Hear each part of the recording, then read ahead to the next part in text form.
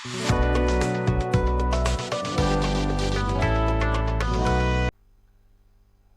Hello guys, welcome back to my channel @doctor study. Guys, this is Manjeet and आज के video में हम बात करने जा रहे हैं अनुमान प्रमाण के बारे में। इससे पहले वाले वीडियोस में हम लोग ने प्रत्यक्ष प्रमाण और आप्तोपदेश प्रमाण के बारे में देख लिया है। तो अनुमान प्रमाण में हम उसके निरुक्ति के बारे में देखेंगे, उसके भेद के बारे में देखेंगे, उसके लक्षण के बारे में बात करने वाले हैं और उनमें अलग अलग जो टर्मिनोलॉजीज थी हैं उन सभी के बारे में आज हम बात करने वाले हैं।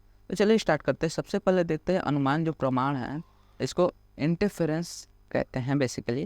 तो अनुमान प्रमाण की निरुक्ति की बात करते हैं अनुमान शब्द की। तो बेसिकली बोला गया है कि अनुमान शब्द दो शब्दों से बना है, अनु और मान।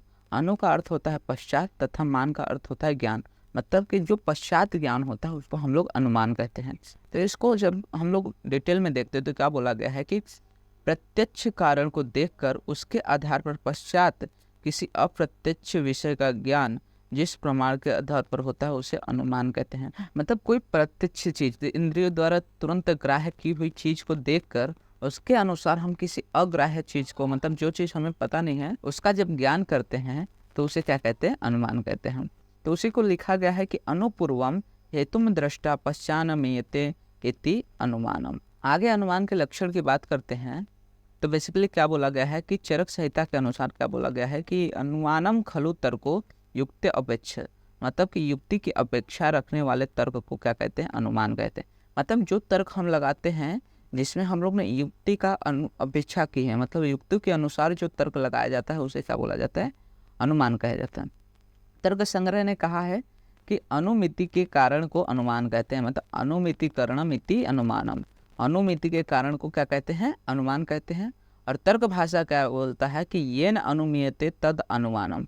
मतलब जिससे अनुमिति की जाती है, वहाँ क्या बोला है कि अनुमिति के कारण को अनुमान कहते हैं, और यहाँ पे बोला गया है कि जिससे अनुमिति की जाती है वह अनुमान है। अनुमान के बारे में पढ़ने के लिए हम कुछ उदाहरण देखते हैं। तो सबसे पहले यहाँ पे पहला उदाहरण दिया है कि यत्र यत्र धूम तत्र तत्र अग्निरिति। मतलब जहाँ जहाँ धूम है वहाँ वहाँ अग्नि पाई जाती है। मतलब जहाँ जहाँ धुआं देखने को मिलेगा वहाँ वहाँ क्या रहेगा? अग्नि का अनुमान कर सकते हैं।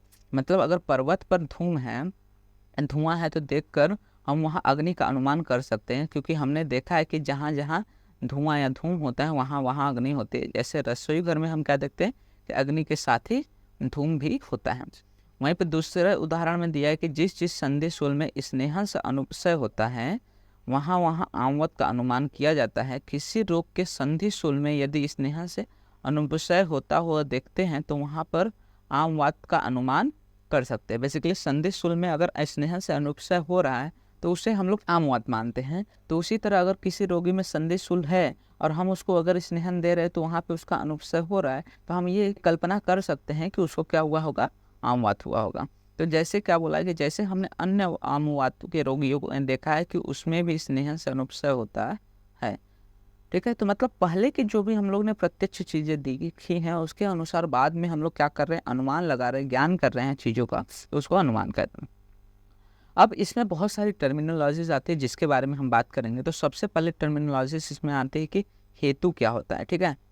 तो यस्य ज्ञानेन पक्षे साध्यस्य सिद्धि भवति स हेतु। मतलब जिस साधन से साध्य सिद्ध करना है उसे हेतु कहते हैं। हेतु को व्याप्य भी कहा जाता है। ठीक है। तो यहाँ पे क्या बोला गया है? जिस साधन से साध्य सिद्ध करना है उसे हेतु कहते हैं। मतलब जिसके द्वारा हम ये सिद्ध करते हैं कि वहाँ पे क्या है, वो चीज़ प्रेजेंट है, मतलब साध्य है, उसी को हम लोग हेतु या व्याप्य कहते हैं। जैसे हम लोग प्रथम उदाहरण में देखते हैं कि यहाँ पे हम किसको सिद्ध कर रहे हैं?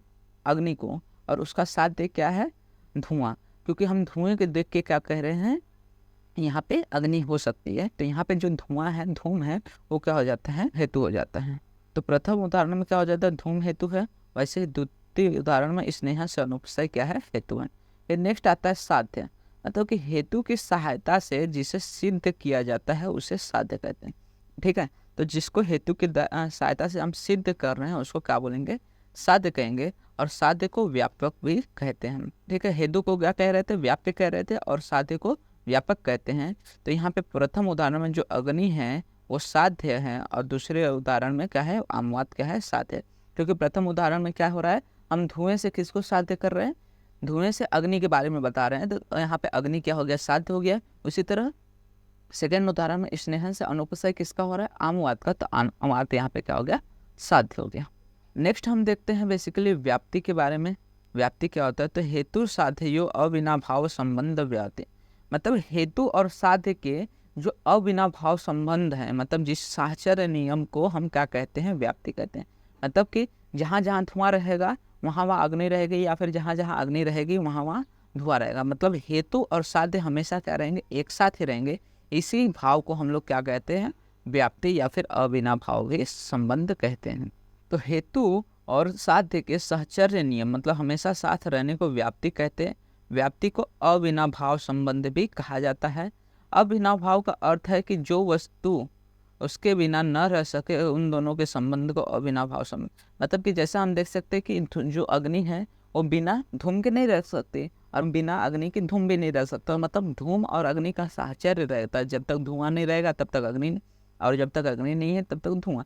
तो ये क्या है, हमेशा साथ रहने वाले हैं, इसीलिए इनको क्या कहा जाता है, व्याप्ति कहा जाता है। तो प्रथम उदाहरण में क्या दिया है कि जहाँ जहाँ धूम है वहाँ वहाँ अग्नि है, इस प्रकार के साहचर्य को व्याप्ति कहते हैं। और दूसरे उदाहरण में क्या है कि संधि शुल में जब हम स्नेहन से अनुपसय होता है तो उस संधि शुल को क्या कहते हैं, अमवाद कहते हैं। अब व्याप्ति के दो भेद देखे जाते हैं, एक अन्वय व्याप्ति होती है और एक व्यतिरेक व्याप्ति होती है। तो अन्वय व्याप्ति के बारे में देखेंगे तो जो व्याप्ति अन्वय विधि के द्वारा यानी दो वस्तुओं में मेल के आधार पर प्रस्थापित की जाती है उसे अन्वय व्याप्ति कहते हैं। तो जो व्याप्ति क्या कहते हैं, दो वस्तुओं के मेल के आधार पर प्रस्थापित की जाती है। मतलब एग्जाम्पल देखते हैं, जहाँ जहाँ धूम है वहाँ अग्नि है, यहाँ पर धूम और अग्नि क्या है, इनमें अव्यभिचरित मेल मतलब साहचर्य है।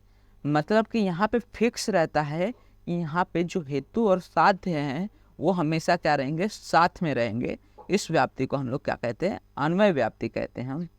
और दूसरा आता है व्यतिरेक व्याप्ति। जो व्याप्ति दो वस्तुओं के अभाव में मेल के आधार पर प्रस्थापित की जाती है उसे व्यतिरेक व्याप्ति कहते हैं। मतलब अग्नि में अभाव से सदैव धूम का भी अभाव देखकर जो व्याप्ति प्रस्थापित की जाती है उसे व्यतिरेक्त व्याप्ति कहते हैं। दोनों सिंपल है। बेसिकली बोलना क्या चाहता है अन्वय व्याप्ति में कि एक चीज प्रेजेंट रहेगी तभी प्रेजेंट रहेगा वो दूसरी चीज में। मतलब कि अगर अग्नि रहेगी तो धुआं भी है। तो यहाँ पे क्या बोलना चाहता है कि जहाँ धुआं है वहाँ अग्नि है, और वहीं पे व्यतिरेक्त में क्या आ जाता है कि जहाँ अग्नि नहीं है वहाँ पे धुआं भी नहीं होगा। मतलब कि एक अभाव दूसरे के अभाव को दर्शाता है इन द व्यतिरेक व्याप्ति। वहीं पे अन्वय व्याप्ति में क्या रहता है कि एक का प्रेजेंस दूसरे के प्रेजेंस को दर्शाता है।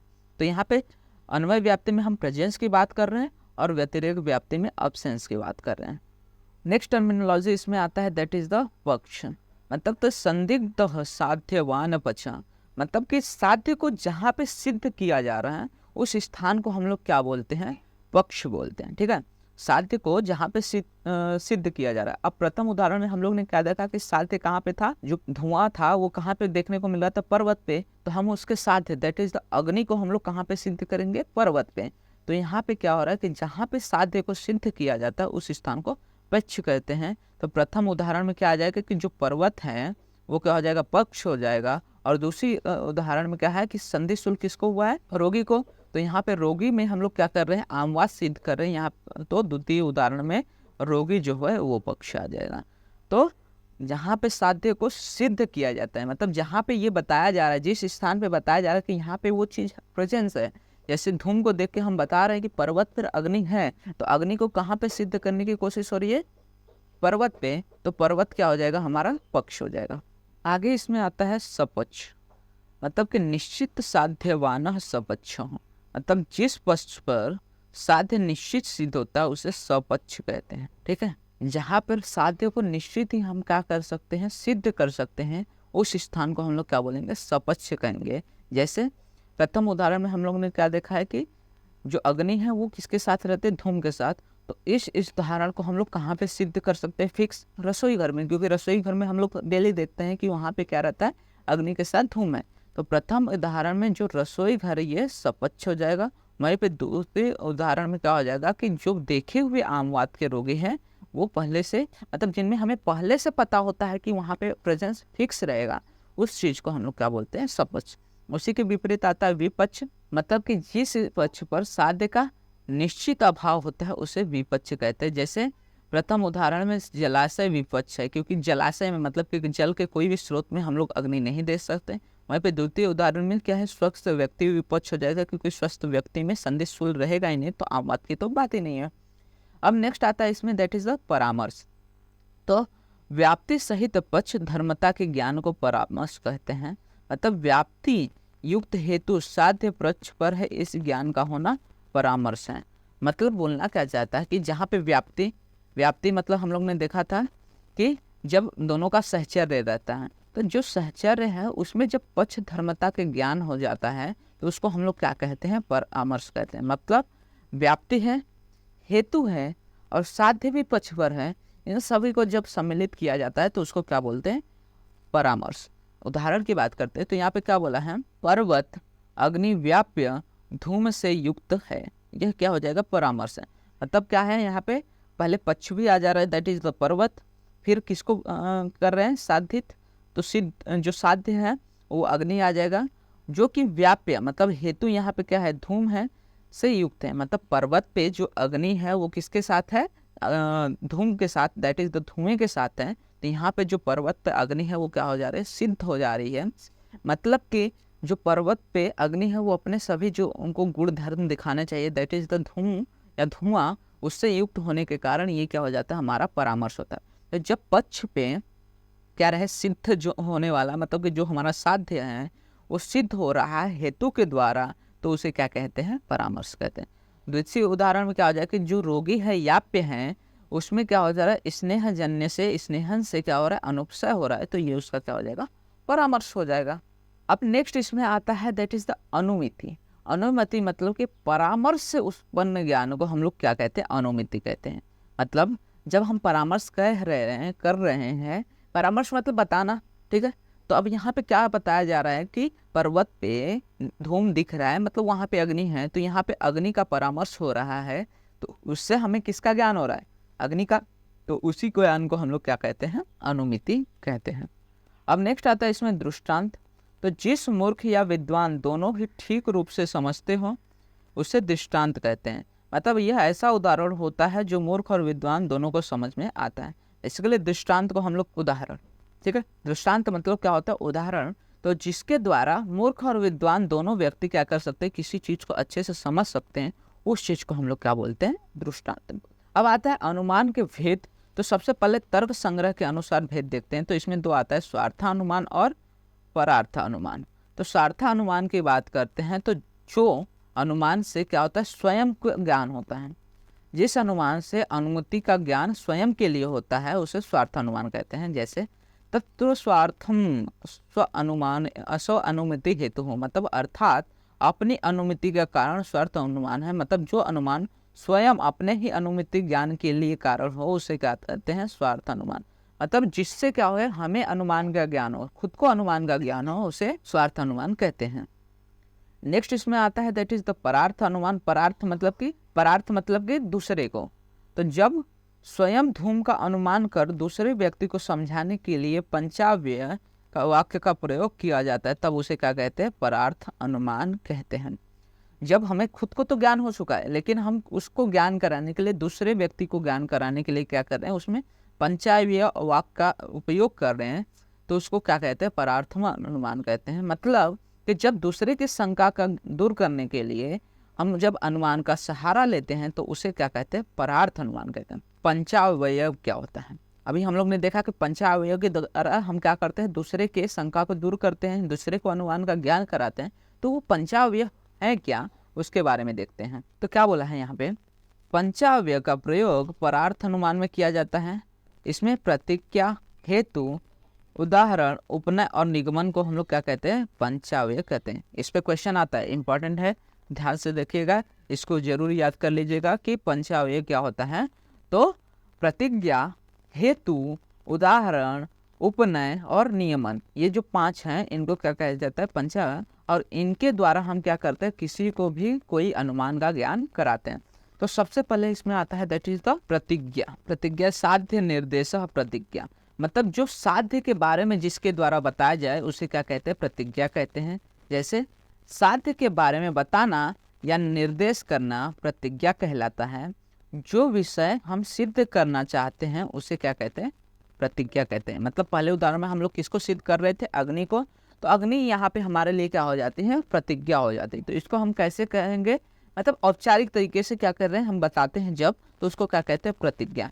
मतलब उदाहरण के तौर पे कि जहाँ जहाँ धूम है वहाँ वहाँ अग्नि है, तो इस उदाहरण में हम क्या बोल सकते हैं कि जो पर्वत है वो वन्यमान है, यह हमारी क्या हो जाएगी, प्रतिज्ञा हो जाएगी। मतलब हम बोलना क्या चाहते हैं कि वहाँ पे धूम है, मतलब वहाँ पे अग्नि भी होगी, मतलब पर्वत पे क्या है, अग्नि है, दैट इज द पर्वत इज वन्यमान, ये हमारी क्या हो जाएगी, प्रतिज्ञा हो जाएगी। वैसे ही जो हमारे पास रोगी था संधि शुल्क का, उसमें हम आमवाद को सिद्ध करना चाहते हैं, तो यह रोगी आमवाद का है, ये हमारी क्या हो जाएगी, प्रतिज्ञा हो जाएगी। नेक्स्ट इसमें आता है दैट इज द हेतु। तो साध्य साधनम हेतु, मतलब जिसके द्वारा हम साध्य की सिद्धि करते हैं या जिसके द्वारा हम साध्य को सिद्ध करते हैं उसको क्या कहते हैं, हेतु कहते हैं। अब जिस पर साक्ष्य के आधार पर साध्य को किया, मतलब यहाँ पे क्या किया जा रहा है, साक्ष्य के आधार पे, प्रूफ के अनुसार, प्रूफ देकर क्या कर रहे हैं हम साध्य को सिद्ध कर रहे हैं, उसे क्या कहते हैं, हेतु कहते हैं। अब क्या बोला है यहाँ पे कि पर्वत पर जहाँ जहाँ धूम है वहाँ वहाँ अग्नि है। तो मतलब यहाँ पे क्या कर रहे हैं हम लोग, धूम को लेकर, मतलब धूम जो हमारा हेतु है उसको एज अ साक्ष्य, मतलब एज अ प्रूफ हम किसको दे रहे हैं, धूम को, और किसको सिद्ध कर रहे हैं, अग्नि को। मतलब यहाँ पे जो धूम है वो हमारा क्या हो जाएगा, हेतु हो जाएगा। उसी तरह संधि शुल्क में स्नेहन से अनुपसय होता है, तो यहाँ पे जो स्नेहन है उसके द्वारा जो मिलने वाला अनुपसय है वो हमारा क्या हो जाएगा, हेतु हो जाएगा। नेक्स्ट आता है कि हेतु के दो प्रकार देखने को मिलते हैं, एक यथार्थ हेतु होता है और दूसरा अयथार्थ हेतु। ये भी इंपॉर्टेंट है, इसके भी क्वेश्चंस आते हैं कि हेतु के रूप बताना है, हेतु के प्रकार या भेद बताना है। तो यथार्थ हेतु के बारे में पहले बात करते हैं। तो यथार्थ हेतु साध्य को सिद्ध करने में समर्थ होता है, जबकि अयथार्थ हेतु आभास मात्र होते हैं। यह हेतु न तो होते हुए भी हेतु की तरह प्रतीत होते हैं, अयथार्थ हेतु साध्य सिद्ध करने में असमर्थ होता है। तो नाम से पता चल रहा है कि यथार्थ हेतु मतलब कोई वो साध्य को सिद्ध करने में सक्षम है, और अयथार्थ हेतु मतलब वो साध्य को सिद्ध करने में सक्षम नहीं है, ये सिर्फ वहाँ पे आभास मात्र करा सकते हैं। उदाहरण की बात करते हैं, दृष्टांत। तो बेसिकली क्या बोला है, तीसरा हम देख रहे हैं। पहले हम लोग ने किसको देखा, प्रतिज्ञा में हम लोग ने क्या बोला कि पर्वत वन्यमान है, मतलब यहाँ पे हम लोग वन्य को सिद्ध किया। दूसरे में हेतु बताया कि जिसके द्वारा हम क्या करते हैं, साध्य को सिद्ध करते हैं उसको हेतु बोलते हैं। तीसरा इसमें आता है कि उदाहरण या दृष्टांत, मतलब जब हम उदाहरण देकर किसी को अनुमान का ज्ञान कराते हैं तो उसको क्या बोलते हैं, दृष्टांत कहते हैं। तो मूर्ख और विद्वान दोनों को समान रूप में समझ आ जाए ऐसे उदाहरण या लोक प्रसिद्ध दृष्टांत को दृष्टांत कहते हैं। अब उदाहरण की बात करते हैं, तो जैसे रसोई घर में अग्नि के साथ धूम होता है, यहाँ पर्वत पर अग्नि है, इसका अनुमान यह दृष्टांत है। तो जैसे हम लोग उसको क्या बोल सकते हैं, यहाँ पे उदाहरण किसका दे रहे हैं, रसोई घर का। अब जितने भी लोग कभी ना कभी तो उन्होंने रसोई घर में देखा होगा आग जलते हुए, तो जब उन्होंने रसोई घर में आग देखा है तो उससे उनको क्या हो जाएगा, ज्ञान हो जाएगा कि जिस प्रकार रसोई घर में अग्नि रहती है तो उसके साथ हमें क्या देखने को मिलता है, धूम देखने को मिलता है। मतलब कि यहाँ पे जो पर्वत है, पर्वत पे अगर हमें धूम देखने को मिल रहा है तो वहाँ पे अग्नि होगी ही। इस तरह के ज्ञान को, इस तरह के दृष्टांत को हम लोग क्या कहते हैं, उदाहरण या फिर दृष्टांत कहते हैं। अब आगे इसमें आता है दैट इज द उपनय। उपनय क्या होता है, तो व्याप्ति विशिष्ट हेतु पक्ष पर उपस्थित है यह प्रतिपादन करने वाले वचन को उपनय कहते हैं। मतलब जो पक्ष है, बच्चा हमारा यह है पर्वत है, तो पर्वत पर जो हेतु है उसके द्वारा व्याप्ति विशिष्ट की हम जब उपस्थिति का निर्णय देते हैं या प्रतिपादन करते हैं तो उस वचन को हम लोग क्या कहते हैं, उपनय कहते हैं। उदाहरण से देखते हैं, तो यहाँ पे क्या बोला है कि जैसे रसोई घर में अग्नि के साथ धूम है वैसे पर्वत पर भी धूम के साथ अग्नि होती है, यह कहना क्या हो जाएगा, उपनय हो जाएगा। मतलब साहचर्य नियम को दर्शाकर जब हम क्या करते हैं, किसी चीज को सिद्ध करते हैं या प्रतिपादित करते हैं तो उस वचन को हम लोग क्या कहते हैं, उपनय कहते हैं। मतलब साहचर्य नियम में क्या हो गया, रसोई घर में हम लोग ने अग्नि का धूम के साथ साहचर्य दिखा दिया, उसके अनुसार हम ये प्रतिपादित कर रहे हैं, ये बता रहे हैं कि जहाँ पे पर्वत है वहाँ पे अगर धूम है तो वहाँ पे अग्नि है। तो इस प्रतिपादित करने वाले वचन को हम लोग क्या कहेंगे, उपनय कहेंगे। नेक्स्ट आता है इसमें निगमन। मतलब हेतु का उपदेश कर, किसका उपदेश कर रहे हैं, हेतु का, मतलब कि धूम का उपदेश कर प्रतिज्ञा का फिर से कहना। प्रतिज्ञा क्या है कि पर्वत वन्यमान है, उसको हम लोग नियमन कहते हैं। अनुमान प्रक्रिया का उपसंहार निगमन होता है। ठीक है, निगमन में क्या बोला है कि हेतु का उपदेश करके, मतलब हेतु के बारे में बताकर फिर प्रतिज्ञा को हम फिर से कहते हैं। मतलब कि धूम है इसलिए पर्वत अग्निमान है या वन्यमान है, ये क्या हो जाएगा, उसका निगमन हो जाएगा। मतलब कि पर्वत पर अग्नि है, ये इसका क्या हो जाएगा, निगमन हो जाएगा। मतलब प्रतिज्ञा को ही फिर से कहने को हम लोग क्या कह सकते हैं, निगमन। और यह अमुमत का रोगी है, ये भी क्या हो जाएगा, निगमन हो जाएगा। हम लोग ने एक देख लिया है स्वार्थ अनुमान और परर्थ अनुमान भेद तर्क संग्रह के अनुसार। नेक्स्ट आता है अनुमान के भेद न्याय दर्शन के अनुसार। तो इसमें पूर्ववत अनुमान, शेषवत अनुमान और सामान्यतो दृष्ट अनुमान आते हैं। तो सबसे पहले पूर्ववत अनुमान की बात कर रहे हैं। तो कारण को देखकर कार्य का अनुमान। पूर्ववत मतलब कि हम पीछे हैं और हम आगे की बात कर रहे हैं। ठीक है, तो पूर्ववत में क्या करते हैं, कारण को देखकर जब कार्य का अनुमान किया जाता है तो उसे पूर्ववत अनुमान कहते हैं।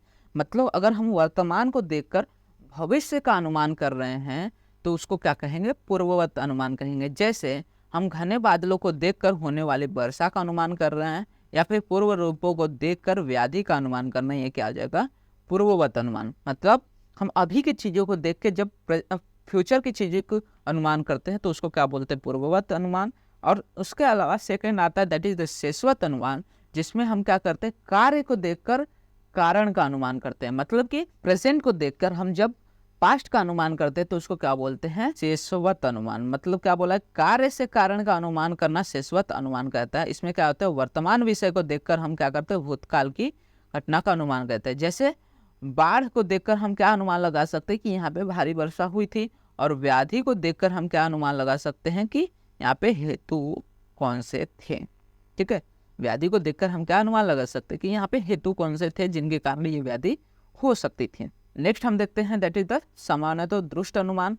तो इसमें क्या बोला गया है, सामान्य दर्शन से अनुमान करना सामान्यतो दृष्ट अनुमान कहलाता है। मतलब सृष्टि को देखकर सृष्टिकर्ता का अनुमान करता है। मतलब अभी देख के किसी भी चीज का अनुमान कर रहे हैं तो उसको, या फिर वर्तमानकालिक अनुमान भी कह सकते हैं इसको, कि सृष्टि को देखकर सृष्टिकर्ता का अनुमान करना, और नेत्र पितृता को देखकर कामला का अनुमान करना, ये क्या हो जाता है, सामान्यतो दृष्ट अनुमान हो जाता है। मतलब सामान्य रूप से जो जनरल हम लोग क्या करते हैं, एजम्पशंस करते हैं, उसको हम लोग क्या बोलते हैं, सामान्यतो दृष्ट अनुमान। ये हो गया न्याय दर्शन के अनुसार।